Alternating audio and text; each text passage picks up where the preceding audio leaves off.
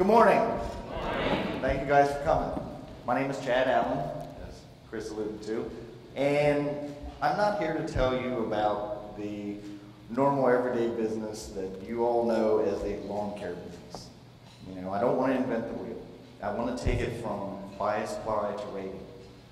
And we all see the need, the desire, the demand for greener business.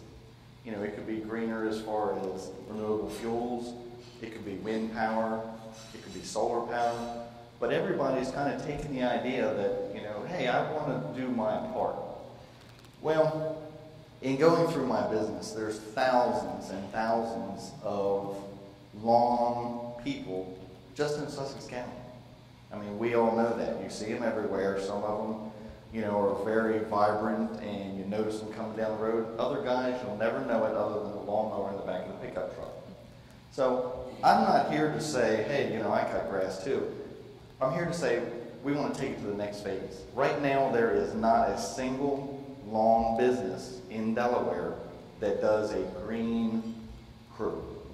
And by green, I mean either biodiesel, propane for the vehicle, propane for the mowers, and electric for all of your trimmers and blowers and accessories. It's something that everyone's kind of standoffish about. You go into any, you know, equipment dealer or something else and you ask them, hey, do you have any green products? They'll kind of look at you and cringe. Yeah, I can get them for you. Nobody wants to take that first step except for me. And you'll say, well, I've never even heard of a Mega Outdoors. I started in 2010. I'd been mowing grass, so to speak, for probably about 3 years. And at the urging of some friends and relatives, they said, you know, you're good at this, you like it, start a business.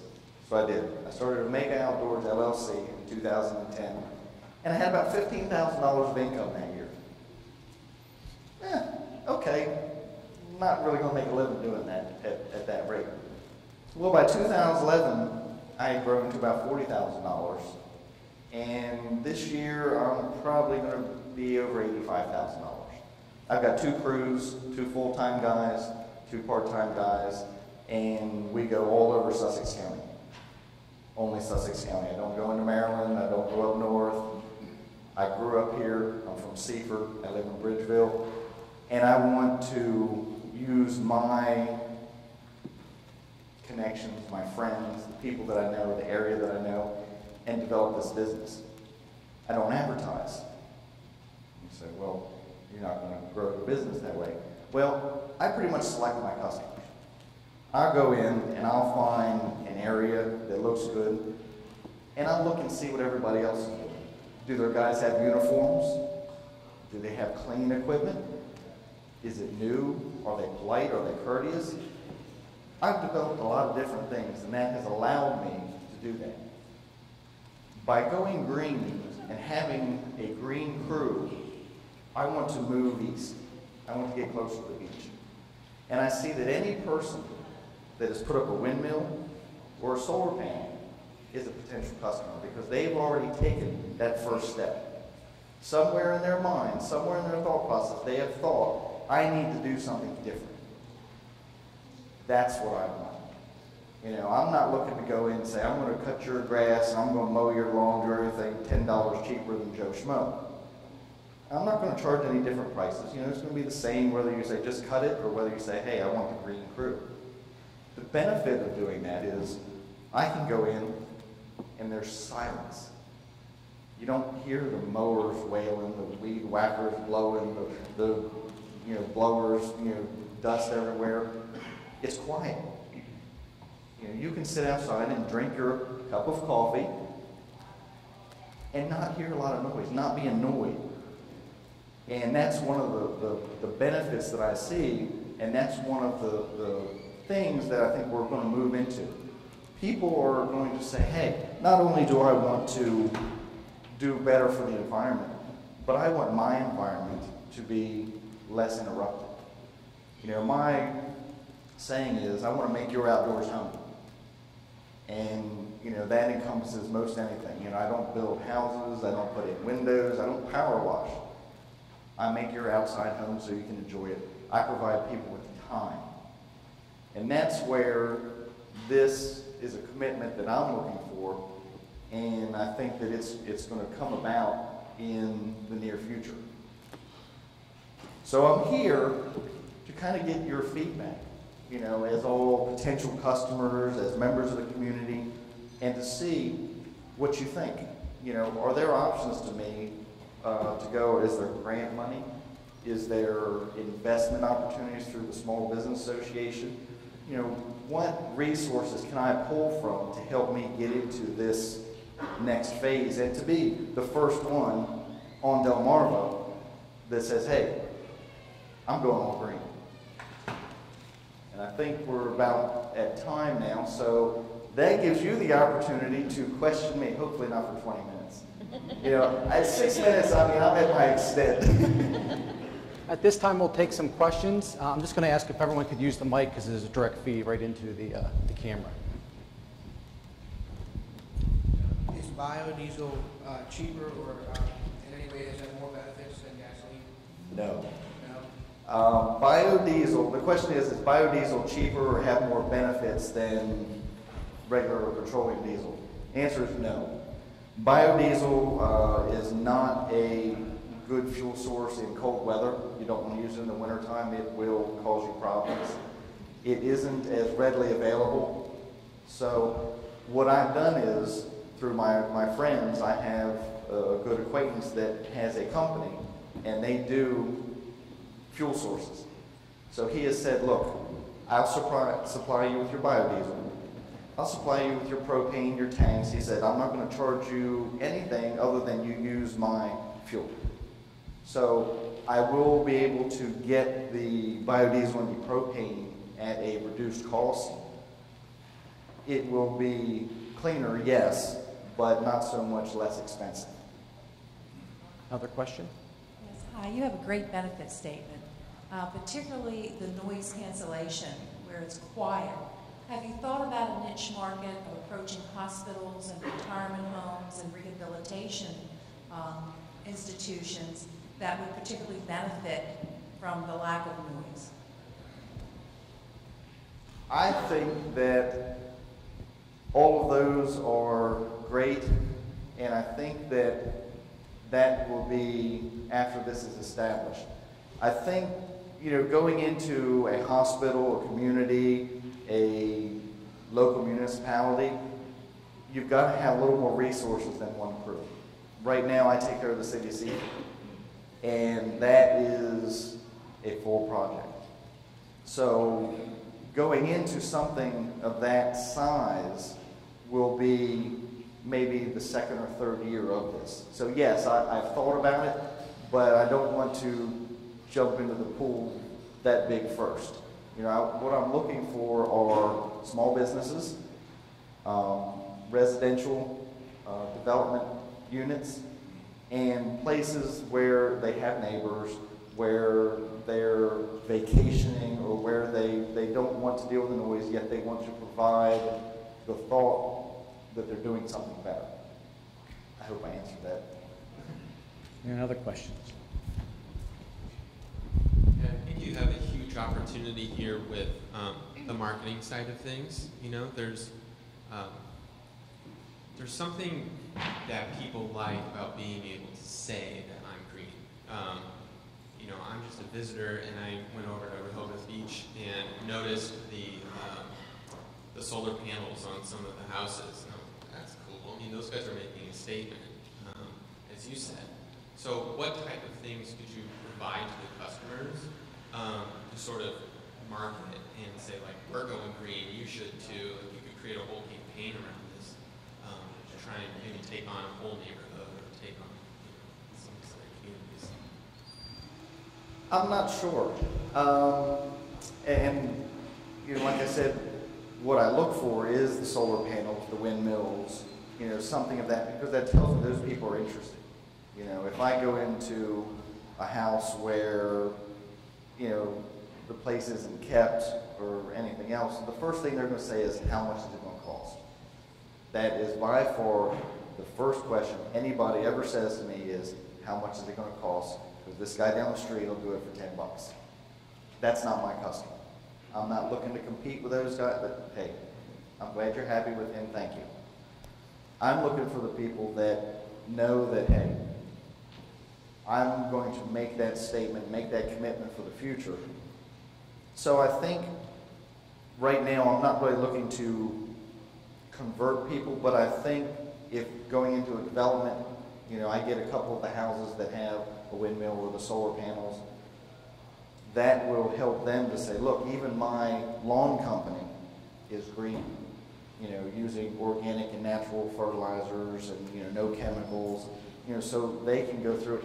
And in those developments, in those communities, word travels pretty fast. And that's what I've relied on so far is, you know, the word of mouth. And it saves me from having a large advertising budget because I'm not out there to compete with everyone. So I don't really know how to answer your question. That's okay. I have another question.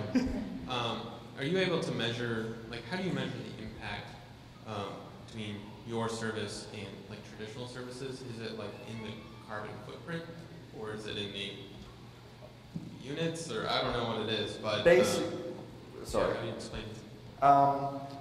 Basically, in using petroleum sources, I use probably 600 gallons of high octane fuel at $4 a gallon just for the mowers.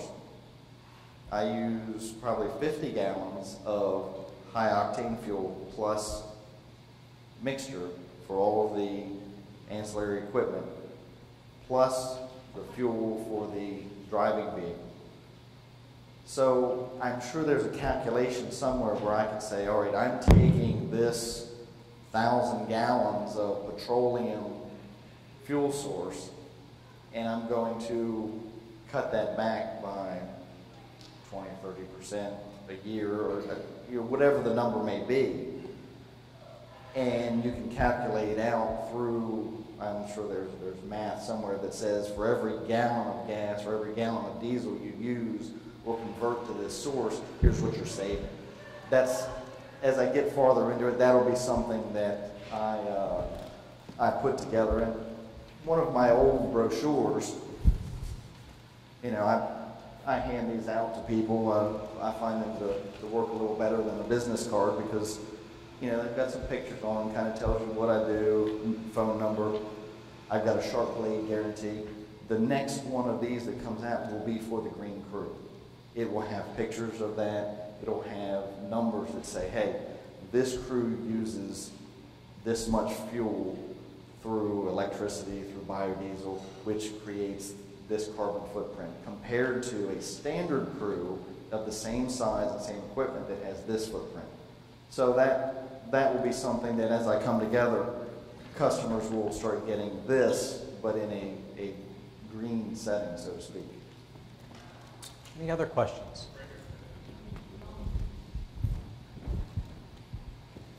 Yes. You said that you're going green and you want to go all green. You also mentioned that suppliers of equipment around here, such as steel or anything like that, would not have the green services. When your equipment does break down, as you would know as a landscaper, often who are going to be your incubators or suppliers to fix your equipment since it's uncommon around here? My current equipment supplier is a steel dealer. He's been in business for a long time. And he's made the commitment to me, hey, if you're willing to do this, I'm going to back you 100%. I'll take care of all your equipment just like I always have. I'll make sure everything's in stock.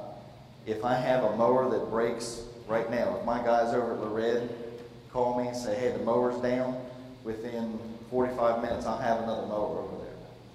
So I have that same commitment from him. The equipment that he sells, he can get the green version. I guess that's the best way to explain it. And he says, you know, you'll not see any difference on that side. Are there any other questions? Have you thought of working with the lawn care people for green? Because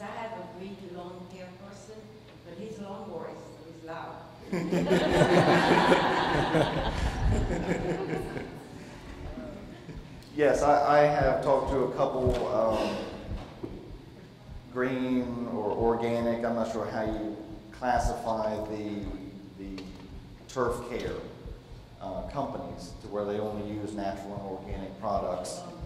And that's one of the companies I talked to. And they're kind of hesitant, you know, if I want to use them to do any of the turf care or plant care, they don't really want to get into the equipment side of it. Yes.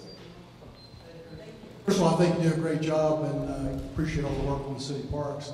You know, when I was mayor, one of the biggest calls I got consistently in the summer was, can you get these lawn guys to start after 7 o'clock? Seriously, people would call me all the time because people were cutting grass. Have you thought about any signage? And the reason why I bring that up is people that are solar and green exhibit their commitment by the fact that they have these units on the roofs and around inside. So I think an innovative sign that they've gone green with your name on it and some sort of indication as to what it is that you're doing out in their yards, that's an endorsement. My business is like yours, is personal relationships and referrals. I think that's a thing that I would do if I was you. I think that would be a big deal and help you out a lot. So. And I know you know some sign guys like I do. Yes, I've talked to a couple of those sign guys, and what they offer to help me develop is a unique lawn sign. You know, not your little flag, not just the little thing that they stick in the ground to let you know, hey, we've been here to do something, but something that fits into landscaping so that it's not going to detract from the yard. But it also tells anybody that rides by and sees that, hey, they've got that green crew. We have time for one more question. Getting greedy. That's okay. But no, I really like this, and you know, the younger generation, my generation, it's really important to be green and sustainable. It's something that we think about in our purchases and in the services that we like to sign up for. So I guess my question to you, you said that you just want to stay in Sussex County for now.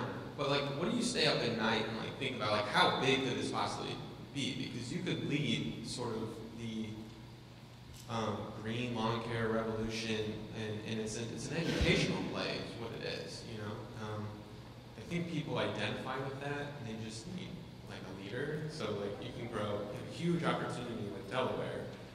You know, I'm from the Midwest, and suburban sprawl is, you know, our biggest issue. You know, there is a lack of density, and so you can move across the state and then, you know, down the coast. And so, one, what's your ambition, and I want to hear how big that could possibly be, and two, what can we do as a community to get you there? I think there is no limit. In the area, we have some very large turf and lawn care companies. You know, Denison, Sposato, Rickman, Moon. You know, these have thousands of employees and do very large accounts and business all over the East Coast. So I think there really isn't a limit. You know, as I start and as this grows, you know, I'm not saying I want to have thousands of employees and stuff all over the place, but I would like to have an organization to where all of the turf professionals, the green professionals, right now I'm a member of the Delaware Nursery and Landscape Association, and that's really the only one that kind of fits in with everybody. But I'd like to see more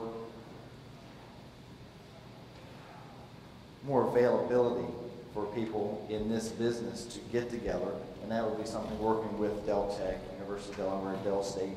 You know, we can start doing things that get people together, and as they see that, hey, you know, the green can work, hopefully that will grow. Does that answer your question? What do you need from these guys? From you guys, I need your support. You know, we need the support. If you know of any grants, any funding, any opportunities that can help me financially get into this, and I'll tell you, you know, people think that, you know, hey, you just go down to Lowe's and you buy a lawnmower. First year investment, trimmers, blowers, a mower, a trailer, a truck, a full-time supervisor, a helper, insurance, all your miscellaneous stuff. Anybody want to guess? $120,000, give or take. And that's buying a used truck, by the way. Second and third year, you go down to about $58,000. Fourth and fifth year, you're in the low $50,000. And that's just one crew. Your average yearly expense is going to be $50,000. So it's not cheap. It's not inexpensive. It is a commitment. And that's where, you know, right now I've invested everything in mine. I've got over $240,000 worth of equipment.